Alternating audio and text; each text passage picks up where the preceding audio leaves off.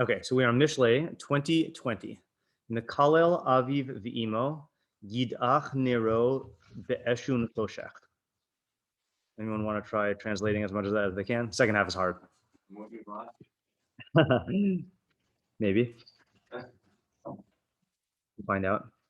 Makala aviv imo. Yeah, one who curses his father and mother. Okay, so yidach nero, you could probably guess it from ner, what yidach means, just inferring it from that. Extinguish, yeah. So you could say extinguish, that would be one translation. And nero, how would you translate nero? His, what do you say? Okay, so his light, his candle, his flame, all these things are like candidates here, right? So his, let's say candle or lamp for now. I think those are the two most common ones. Candle being like the actual thing that's on fire, and lamp being like the entire like illuminator. Yeah. Okay, but and then yidach. Okay, so you will be extinguished. Okay, but then here's where it gets a little tricky because the mushal is very subtle depending on how you translate it. So look at Mitzvahs Tzion. Okay, yidach. Inyan, I don't know what niter means. Ukvitza. So kvitza means like leaping. Okay, you'll see what he means in a second. Kamo doahu keish kotzim. Say again. Yeah. So I would, yeah, flickering, and then I would say so flickering out. Okay, he said something else. So it's like a dohu keish kotzim. They flicker out like fire on thorns. V'hi kibui haner. It's the extinguishing of the candle. Ki hashal heves nidche v'nikpat min apsila. When the flame like is pushed aside and leaps from the wick. So I would say so. Extinguish is one. Uh, Flicker out, I think, is a good way to translate it. And then the other way to say it, I'm not going to say this on the translation thing, but sputter out, like how it goes, and then just like, yeah. Okay, Be'eshun choshech is another one that's weird. So in the something of choshech, so Metzus Tzion says Be'ishun is inyan shacharus b'choshech. It means blackness and night. V'chein be'ishon laila. So it'll flicker out in the blackness of night. Okay, that's like a good translation. Sadi Gaon. Oh, all right, you're gonna like this one. uh, so we just translated one who curses his father and mother. His candle or his lamp will flicker out or will be extinguished in the darkness of night. Okay. All right, so Sadigon just says, again, so the Sadigon way it works is he translates it into Arabic, and then the footnote guy translates it back into Hebrew. So he says, I don't know what the Arabic is, Jannah al I don't know what it is, but then he says it means b'chashecha ha'afela or ba'afela ha'chashecha, the darkness of night or the nightness of dark, whatever. Okay, and then the Targum also subtly different translation. The layit la'avui u'li'imeh, one who curses his father and mother, nidach shrage, his what do you call it? His light will be extinguished.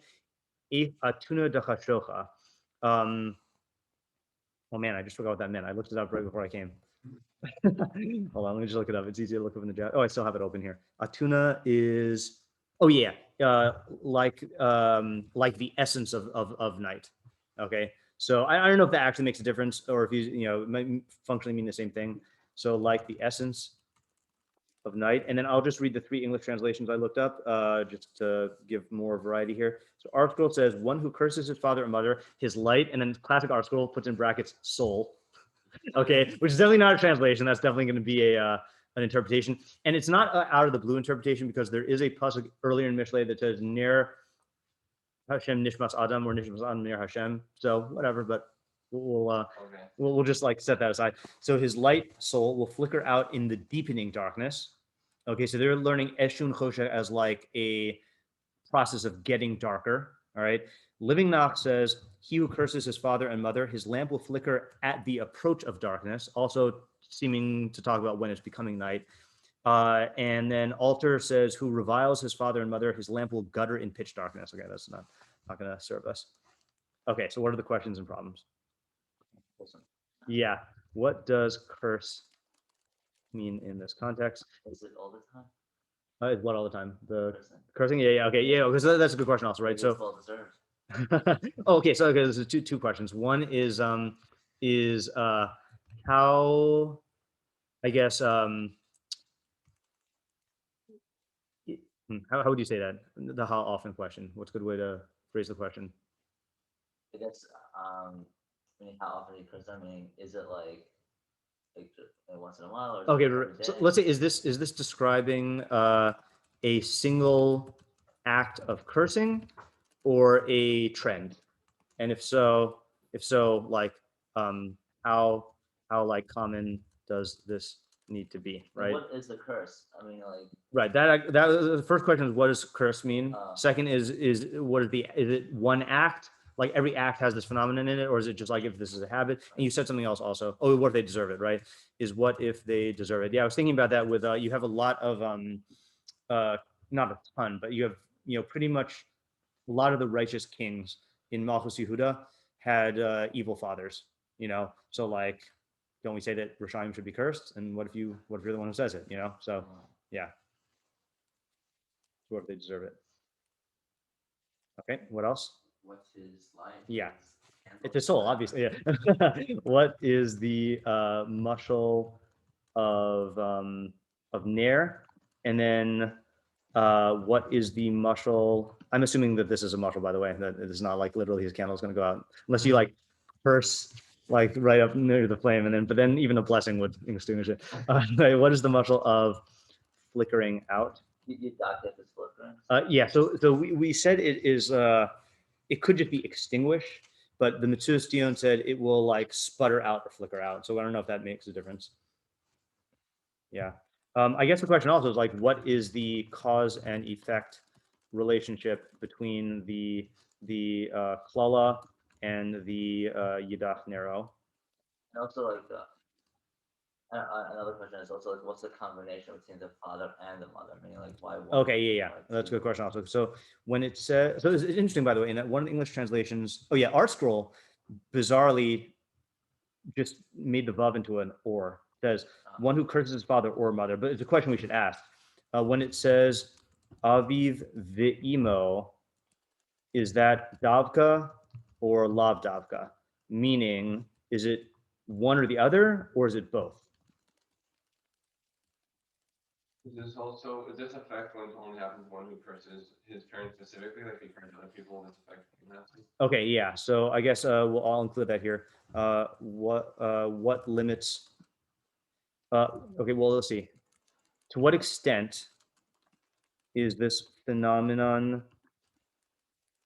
limited to cursing one's own parents? And the reason why I'm asking it that way is because it could very well be that this would happen with other people also, but it's highlighting a specific thing here, or this is the most common case. So just like to what extent? Yeah.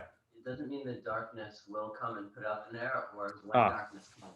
Okay, so let's ask that question with the broadest net possible. What is the relationship? What is bi'ishon choshech? What is bi'ishon choshech? Is that describing the cause of the flickering out, the effect, or the time? I think those are the three things we've seen, right? So meaning that when the night comes, it will extinguish the candle, or the candle will be extinguished, and then you'll be left in darkness, or at the approach of darkness, then the candle will flicker out. Also, like, who is the son? Like, is he like a Russia? Is he like? Okay, yeah. So who is the son in this context? Which is the same question as who's the audience, but this is a more specific way of asking who is the audience. Yeah, and like why is I don't know if this matters. It seems like it doesn't matter. But why is he cursing his father and mother? And I'll say, does that matter? Meaning, because like there's certain things where the act itself produces the consequence, and it doesn't matter why you're doing the act. But then there are other things where like the motive is helps us to define what the behavior is. Like let's say like he's retaliating, and it's the retaliation mentality that causes this effect, not the verbal cursing or whatever. Okay, I think that pretty much seems to cover it. Are there different types of curses also? That's a good question. Yeah, I guess So I'll say I'm including this in the first question. What does curse mean, and like, are there different types or levels? Okay. So what do we where do we begin here? I feel like we have to figure out what the case is. Is there a way we can have access to those questions? It's on Zoom if you want to look on your Zoom thing. Yeah. I really got to bring that TV up and then get a HDMI mini thing just so I could display that'd be what's, nice, yeah. that'd be nice, yeah. I have to learn all the pasukim about laziness and then get over it and then do it. No, but even if you have like a second screen, you just put it over here. Right, It's all- right. Yeah, but I mean, we have a TV. Why not use it? Where? It was. I think it was moved down to the office downstairs. Oh. Yeah. Oh, you know what we'll do? So I didn't. There's something weird. So there are two microphones. This is the one from Lumdeha, and I have the suspicion that the Lumdeha one's broken because it makes the ends of words sound like they're slurring or garbled. But I don't know if it's a setting issue, so no one cares about that. I'm just mentioning that for the thing. Well, Problem for a microphone. it is, yeah. And it didn't happen in Lumdeha, so what I'm guessing is that somehow like it got dropped or something. Because I hear this slight rattle, and I don't think my phone should do that. Then when you have like on your phone, like have a little rattle and some with the camera apparently, it's like you can do like that your phone Oh, yeah. on the camera and then doesn't rattle. Huh. Interesting. Hold on. Oh, sorry. Yes. Yeah, there we go. Was it? That's the least look at him. I don't know. I don't ask questions like this. Okay. One questions. So maybe we can start with what does it mean to curse? Like, or what, not what does it mean? Like, what can it mean? Voodoo. Yeah, so that's a weird thing, right? Is like oh, this is this week's parsha, A, right? No, not Esachayim Vesatov. That's later on. Bracha u'klala, right? So klala is the opposite of bracha. So that's another clue we have, right? Yeah, maybe it can mean like rebelling. Well, it could be an act of rebellion. I don't know if it means rebellion. That seems to be too broad. You're gonna wish bad on someone. Yeah, that's what it seems like, right? Like a bracha is when you wish well on someone. Klala is when you wish bad on someone. But I feel like it does also have to be expressed. You know, if you just think badly about someone that would, or you think well of them, that does not mean a bracha. So it has to be expressed. Oh, this is another thing also. I guess this is part of question number one is, I guess, who is it's going to be a weird way to say it. Who's the audience of the curse? In other words, are you cursing them to their face, or are you like cursing them, let's say like your friends, and like they're not really hearing it, you know? Like those are very different circumstances. But yeah, also another question is like do the parents necessarily care? Mm-hmm. Or is it like, or meaning like, will it affect them, or will Right. it also, or will it affect this child, or Right. both of them? Okay, so you know what? I'm going to actually make this into a separate question. So who is the audience of who is the who hears the curse? I'll let this better way to put it. Who hears the curse, and then what does it matter, or I guess what effect does it have on that audience? Yeah, this is a tough one to just like get a picture of what the case is, because it seems like it could be so many things. And I feel like that's what we're going to need to do is like either this is going to be a very broad case or it can be a very specific case. And the Yidach narrow is also like, that seems like a very, no matter how you interpret the mushal, it sounds really bad. Like your candle is going to go out. Like, Oh, whose mirror is it? well, if this person is cursing. That part is clear. That's like the only clear part of the pasuk. Yeah, I think. Yeah. Well, this seems also. I mean, I understand that the pasuk would probably it's talking about a kid of any age, not just. I feel Oh, like that's we- another question. Yeah. very, very. I think it'd be pretty straightforward if it's like a kid who's say like a kid's still in his father and mother's house. Right. I feel like it'd be like pretty simple. Like if he's going to get himself like kicked out of the home, then obviously he's not going to have anything. Right. I feel like this would even then be applying to one who's already out of the house. Yeah. And even then, Okay, so that's a fair question, which is that anytime you have a son, like that's either that is stating it like as a son who's under the authority of his father, under support or whatever, Yeah. or it's just saying the biological relationship, and you can have like a 60-year-old son and an 80-year-old father, and that would still be the same thing. Yeah. You know, it's interesting because like you think that you would think that if he's younger, you know, it'll affect the child more for the future, Right. right? Because maybe you could say like the mutual is like maybe light is like guidance, Mhm. or Hmm. you know, some sort of pathway Mhm. to his existence, That's interesting. Yeah. right? Yeah. But no, that's just within that much. Or maybe you could say that like for the son, I mean for the child, if he curses them early on in his life, it'll affect him for the future. But now I'm thinking, but is that true for when he's older? So maybe you could say that because if he's older, he's more independent. Right. He's more living his own life. But maybe you Right. could say no. Even then, like even if he curses him when he's older, like maybe like there's like there is some effect that the parents do have on him, and maybe that's like the flickering light, like maybe just like flickers out in the darkness or something. Okay, so let me just give partial support for what Ariel was saying. I mentioned that there is a mashal in Mishlei of ner. You know what, let me just confirm this. I'm just going to look up the word ner in Mishlei.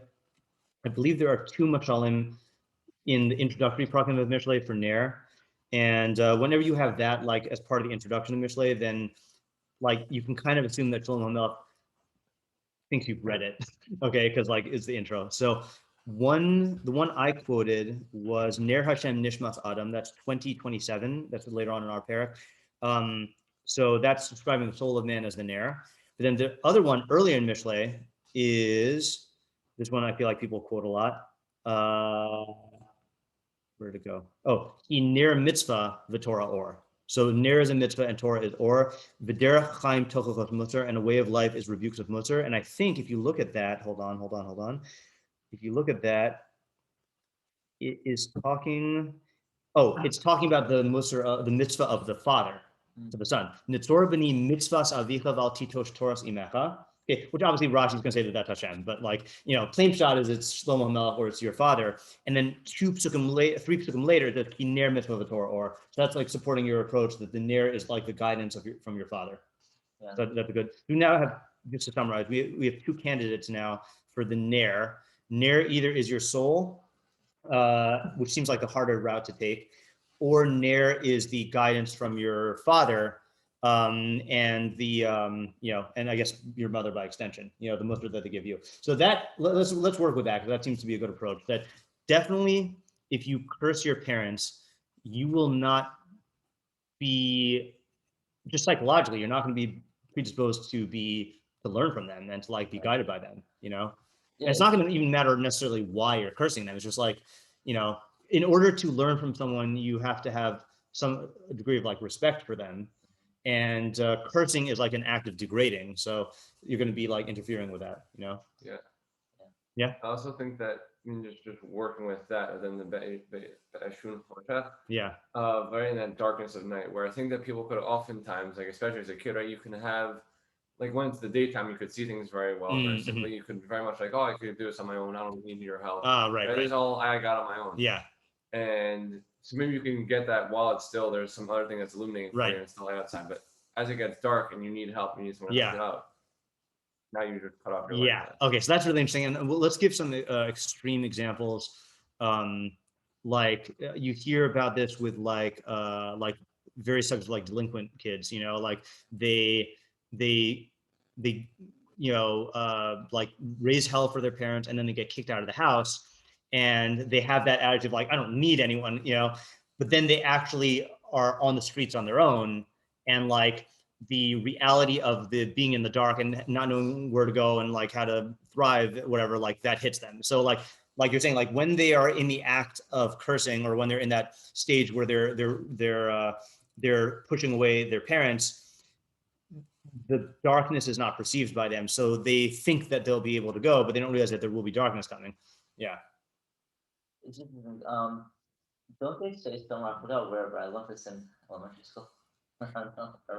But Those are either really good sources or really bad sources. Yeah. Like they program you. That's what they do well. I know. So if they program you like real stuff, then you know it really well, and if not, then Yeah. So I guess my question is like they taught us that kibbut of an aim is like if you the message of aim is like to prepare you for like worshiping God. Oh yeah, that's a sacred thing. That's a good one. Yeah, Okay, good. yeah, yeah. I mean, it's not a sacred thing. It's Chazal. Chazal say, yeah. You can check that one off. Yeah, the Chazal. Let me quote the Chazal. Just I don't know where to find it in the Chazal, but I know where to find it. This is like the complete opposite. The opposite? What do you mean? What cursing your parents? Oh yeah. Right. Yeah, this is another good route. And by the way, this route I think you could take for the soul thing, maybe. Okay. So Really, I was still thinking the pathway. oh yeah, could definitely work with that also. I'll show you how. Yeah. Okay. Sure. Just a second. I'm just going to Sefer Shoftim in the Rambam, Hilchos Mamrim, Perek Hey, I think. Oh, well, Perek Hey is I forgot that there's a separate Isser to curse your parents. That's probably relevant, right? Hamakalo Aviv Imo Niskal. Wow, you have skila for cursing your parents. Shnemar Aviv Imo Kilel Damav Bo. The Echad Hamakala, I'm just going to read this in case it's relevant, right? So you get stoned to death for cursing your parents. Let me just share the screen. Hold on. Yeah, wow. Yeah, I guess this is going to be one of the easier. Interesting, because a lot of high skila stuff takes some real work to like do. This I feel like is a relatively easy on the skila scale. All right.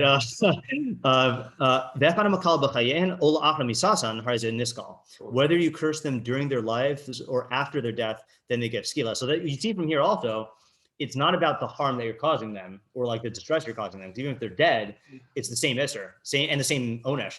But you need witnesses and warning, like all the other death penalties. Okay, fine. And then I'm sorry. I'm gonna read it. I feel like this might be relevant. So you're only have skila if you curse them with one of the unique names of God, so one of the 7/8 names. Right, so that's Yud Vavke / Aleph Daled Nun Yud, Kel Elokim Eloka, Tzvakot Ephye, and Shakai. So those 7, 8. If you curse them with a kinoi, which is any other name of God, you're pater from skila. Veloke kader shaloke al kila kol adam katra mizrael, but you still get malchus. Okay, fine. All right, so let's now. That's not where I wanted to go to. I wanted to go to the kibbut av aim, which is in 6th parak. Wow, kibbut av aim comes before kibbut av aim in the halachos. Strange. Okay, so kibbut av aim mitzvahs aseh gedola v'chein mora av aim. So honoring your father and mother is a tremendous mitzvah to say, and same thing with revering your father and mother. Shakal osan hakasud b'chvodo uv'mora. That's what you were referring to. The Torah compares it or weights it with honoring and revering God. Pasuk kabed es avicha v'esimecha. It is written in Sefer in Shemot 20:12. Honor your father and mother. V'katzuv b'mishlei gimel tes kabed Hashem mehonecha. And it's written in Mishlei, honor Hashem with your wealth. Aviv imo ksuv ish imo v'aviv kirau. It says in Vayikra, each man shall revere his mother and father. And it's also written in Devarim, es Hashem Elokacha Tira. Kederech shetziva al kavod shemo hagado umorao kach tziva al kavodam umoraam. Just like one is commanded in honoring the great and revered name, in honoring and revering the great name, so too one is commanded in honoring them and revering them. So the idea, according to Sefer Chinuch, is that that regardless of how good or bad they are, they were the cause of your existence. Yeah. Right. So you came into existence because of them, and they were the immediate cause of your existence. And therefore, at the very least, and since existence is good or the basis of good, you owe them your existence. Even if they didn't raise you, this is true even of like if you were like adopted away or whatever, as just biological parents, So then by recognizing that you did not cause your own existence and that your existence is due to them, you also realize, well, their existence is due to their parents, and so on and so on and so on, and goes back to God. This is what I'm also saying. Let's like college parents, yeah. There are exceptions to this about but I'm saying that doesn't interfere with the idea of honoring your parents. Yeah. Okay, so you wanted to tie this. I wanted to tie this into the Nair being soul. You want to tie this into the Musar thing. So yeah, you want to explain that? Yeah. I want to tie it in because if you let's like separate the two for a second. Sure. Let's say you're growing up in your parents' house, right? Mhm. Like there are certain like systems and rules in place, Mhm. to start your life off, to do what's right. Right. I mean, assuming they're righteous, so Right. Yeah. right? So like if you on a certain level you have to have like a certain authority that you can look up to. Yeah. I mean, if you don't have that, your entire like foundation fall apart because they're instilling that into you. Yeah. Right. So when you have keep it up and you're learning from them, that's like a very big nair for your pathway. Right. And if you're cursing them, whatever, I mean, I'll get to that later, but like just for the positive side Yeah. for a second. So now let's transition to the system of Torah metrics, right? Mhm. The system of Torah metrics is really the same thing, and such that you're just replacing, you're using God instead of your parents, Mhm. having this like light for your philosophical, your profession Yeah. thing. So it's like the common denominator is like respecting both of them, but you're really respecting the system. Right. That's a good analysis. And that also reinforces how kibbutz av aim is connected to kavod Hashem, because you're like training basically with subordinating yourself to systems. Yeah, I'm still not sure what makal is. I don't really know how you curse them. Yeah. Like, is it the same cursing as a Rambam's cursing? Yeah, it's a good question, right? So Yeah. also the way you're learning, then why is it Mikal instead of just like one who like disregards or doesn't listen to? Like, why would it be specifically? And seemingly, the way that you're learning, then seemingly just any sort of tossing away what his parents said would be Right. like holding off authorities. And why is it specific to Mikal? Right. I think that there is like Yeah. something specific in that type of relationship where he's like, Yeah. Yeah. So I think there are two approaches you could take for Makallel. That one is that there's something unique in the act of klala, that this result is tied to. The other approach you could take is that it's just the most severe expression of this. But really, the most audacious thing you can do is cursing them. But like if you just like disrespected them, you would partake of this this consequence in one way. And if you like just didn't listen, it's like a sliding scale, and this is just the extreme. And those are two like legit ways to do stuff in Mishlei, to interpret the pasukim. I'm inclined also to go to the like cursing dafka, because why would Shlomo limit it to that? I do also feel like this is talking about a person who does this on a habitual basis. Like I feel like the way we're approaching it, if let's say you got really mad at your parents one day and like you just let out a curse, it doesn't sound like it's going to have this devastating effect, Whereas, for example, if we explain this to mean the effect, like to be tied to the effect on them, so then maybe you can say that one act would do something like that. But like this is like when it says one who curses his father and mother, it means like a type of person who does this,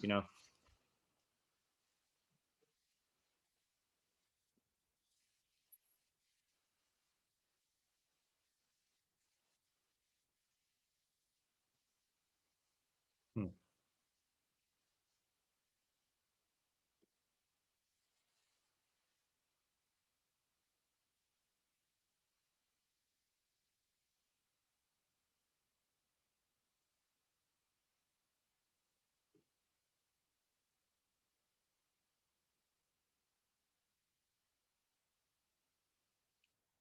Let's do this. Let's just, because we have like 5 minutes, let's read the Metzudas David, and then think, see if we got initial thoughts, and then we can come back to it next time. Let's see. Because I think the approaches we have here are like they have potential, but just to get the juices flowing. Okay, let me just open up the PDF. Okay, so Metzudas David says, Yidach Nero, Yehuba Nishmasa. Okay, so that must be where Archibald got it. His soul will be extinguished. B'shachrusa choshech, in the blackness of night. Rotzelomar, meaning to say, okay, this is not the way we typically take it. Mishlei, Bavo Yom Hagamol, when the day of retribution comes. That's Mashiach. Okay. Ace Ta'ir Nishmas HaTzadik, a time when the tzaddik soul will illuminate. Lefisha Dima Es HaNeshama Lener, Dima Es Hagamol Le'es Tzorech He'aras Haner. And since it compared the soul to a lamp, it compares the reward at a time when it's needed to the illumination of a lamp. So, okay, so we're not going to take the Yom HaGamul thing, but that last part is a little interesting, that it's not just comparing it to a light, it's comparing it to a lamp. And what's the difference between a light and a lamp? A lamp provides illumination when you need it. Like you don't have the lamp on when you don't need it, you know? So that could be like a little thing that we can use. Is there anyone else we can look at? There's a short commentary here. Let's look at see on the right column, 3 down, that's Reish Aleph Bet Ayin, that's Rav Avraham ben Ezra Ksav Yad. So this is the real Ibn Ezra. Just I know I've mentioned this before. There's the Ibn Ezra and the Mikros Gedolah of Mishlei is fake, someone else. So there's the real Ibn Ezra and then there's the fake one, and they're both good commentaries. But the Ksav Yad is the real Ibn Ezra. So he says Makala Yidach Kamo Yichabeh means it'll be extinguished. So he doesn't buy this flickering out thing. Who remez lenishmasa hanikras ner? This is alluding to the soul, which is called ner. Kamo ner Hashem nishmas adam. Okay. Batam fiyamus below ito. Okay. So what does it mean he'll die? It doesn't mean it'll flicker out. It means he'll die prematurely. Okay. So that's giving us something to work with here. Okay. That sounds extreme. O nero remez lemazalo hatov, or it's referring to his good fortune, okay, his good circumstances. Umizosa gzera dahu kipishta. Beishon choshech shnehem. Okay, so either his mazel, which I guess we'll take to mean his Ibn Ezra did buy into astrology, right? He was a big astrology guy. So I don't know what to read into his view of mazel, but we can say it means like his circumstances and just try that out, or it means that he'll die prematurely.